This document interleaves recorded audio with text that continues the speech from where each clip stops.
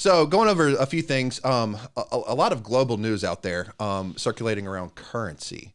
I'm sure a lot of people have heard about it. So first off, I want to talk about the U.S. and their implementation of their new e-currency that the IRS is rolling out. Always a bad idea when the IRS and the U.S. government are rolling out an e-currency. But what's your thoughts?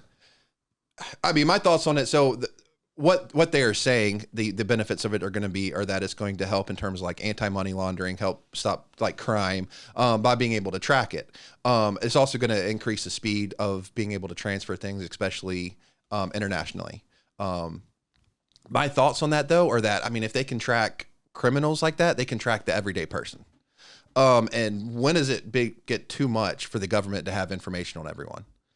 Like, it's already too much. They've already overstepped their boundaries. They did it with the Patriot Act. They do it with all these other acts. These acts come out and these laws that are passed, they have very fancy names. Right. They sound nice. They sound like they're helpful. They pitch it as, oh, the U.S. government's doing X, Y, and Z. This is what it's going to be. This is what we're going to do. It's going to help you. It's for the good of you and everybody else. But guess what? It's not actually for the good of you. And they typically overstep their boundaries. And do you trust the U.S. government being able to track everything you do and be able to seize your bank account like that? How about the IRS? To all my servers out there, all my people who are, restaurant workers, servers are get tipped wages.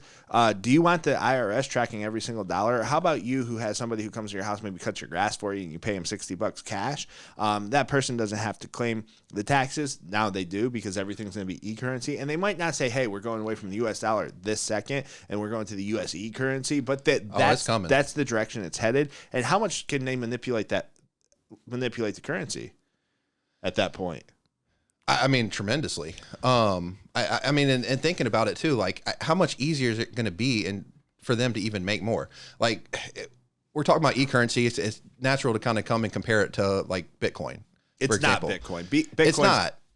It's definitely not. But I'm just saying that being both electronically based, it's easy to make that comparison. Well, let's compare the two. Yeah, let's do it. You look at it. Like what makes Bitcoin? Why is Bitcoin as valuable as you are? It's decentralized. Yes. First off, it's decentralized.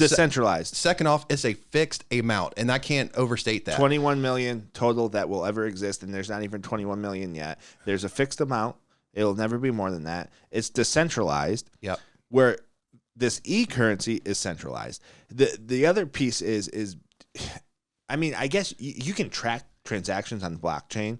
They've found Bitcoin hackers and things like that because you can track it on the blockchain and follow the transactions, and that's fine. But here's the big part is at some point we have to stop trusting the government and definitely stop trusting these big corporations. There's major banks, and this is a little conspiracy theory. There's major banks who've cut off people like Kanye West. They've cut off people like Alex Jones, and they come out with these excuses. But yeah, you don't have to agree with everything these people say. I don't agree with everything they say. I don't think that Sandy Hook was fake. That's what Alex Jones got in trouble for. I don't think that Nazis are good. That's what Kanye West got in trouble for. But at some point we have to say if they aren't causing harm or violence to people, hurting someone's feelings, that's not violence. We have to believe in free speech. Elon Musk is a big one on it. He bought Twitter $44 billion because he believes in free speech. Well, it makes me nervous that we're going to be going to an e-currency. Corporations are in cahoots with the government. We all know that. Yep. And now banks that already have a history of cutting people off. Our government already has a history of seizing U.S. dollar reserves, which has put us in a pretty bad spot globally. And we'll get to that next.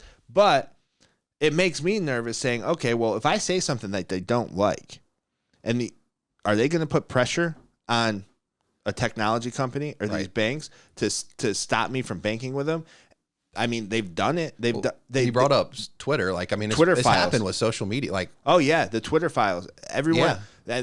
This is not conspiracy. This is factual stuff that's in writing. U.S. government agencies working with Twitter, trying to censor and block people. They blocked all the COVID information about vaccines and stuff, and they labeled it misinformation, and they would get people banned for speaking out against it. Dr. Robert Malone, who has an actual patent in mRNA technologies, they had him banned.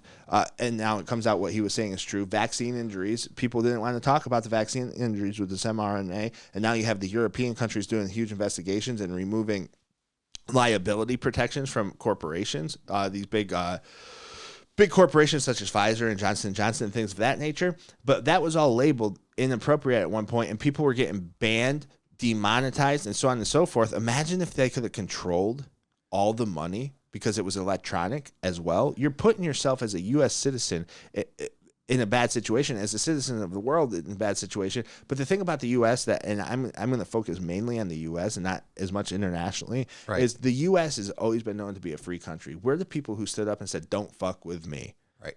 And now it's like we got a bunch of sheep that rolled over, and look at what's going on. It's absolutely wild, right? And I don't want to get too...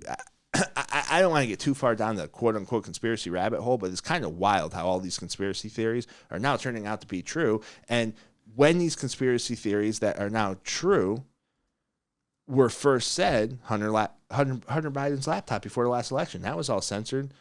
They literally had the New York Post, the oldest paper in the country, removed from Twitter and not allowed to post for publishing the Hunter Biden laptop story. It's all true. Which is wild. It's all true. The pictures of him smoking crack with underage girls, that's true. That happened. Right. And it's been proven now by the FBI and other places. So, well, and I mean, you bring up like freedom of speech, like media. It's looking at the history of the media. At one point, it was a major part of the checks and balances of our government. Like it was there as the watchdog of the government. It was there supposed to keep them honest, supposed to make sure that they did what they had to. Now the media that was journalists, though.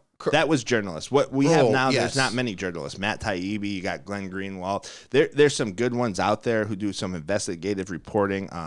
People like James O'Keefe and people of that nature, right? It's a dying breed. But it is a dying breed. And now, like, most of them are more corrupt than as corrupt as the government. Like, and to your point, like, how as a journalist, how can you honor your profession by writing something that you know is not true? You can't. And they aren't journalists, Ben. They're reporters, and they're basically a paid arm of the government. It's just crazy.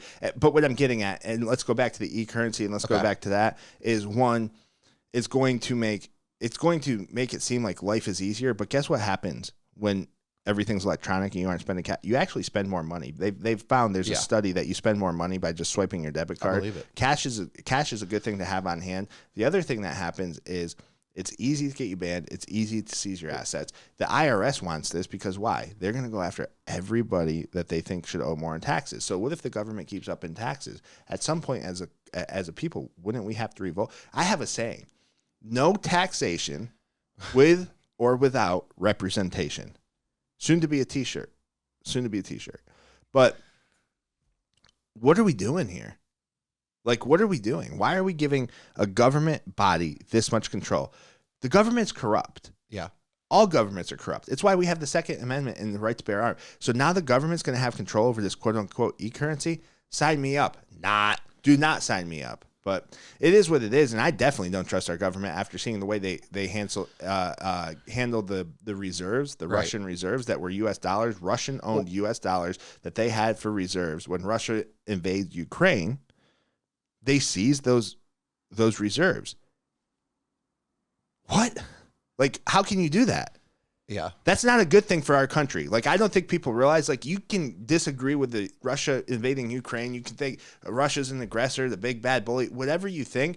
By us going in and seizing the reserves, the U.S. dollar reserves of the Russian government, we just undermined our own currency to the rest of the world. What do you think is going to happen when it's an e-currency? It's easy to be manipulated. Easier, yeah. Well, yeah. I mean, in every sense, like from that, it's easier to be tracked. It's easier to make more of. Like we're coming off right now. Like look at inflation. It is going to be even easier for that. So the excuse to it's going to be even easier. Like you said, I mean, compare Amazon. If it's easy to do, you're going to spend more.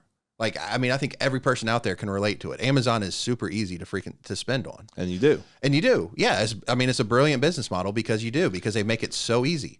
If the government has that option, they're going to do it.